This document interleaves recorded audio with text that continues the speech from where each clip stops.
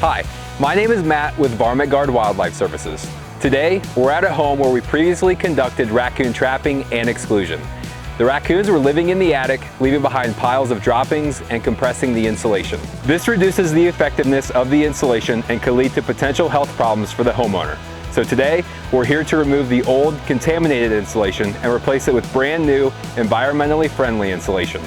First things first, we'll start by running a hose into the attic. We're going to remove the old insulation using an industrial vacuum. This is what we'll use to extract all the contaminants and the insulation, ensuring we get every last bit before moving on to disinfection. Next, we'll sanitize the entire attic space.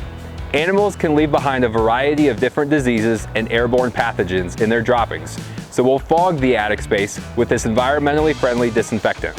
This ensures the area is clean and sanitized before the new insulation is installed. After disinfection, we'll carefully remove the hose to avoid getting any soiled insulation inside the living space.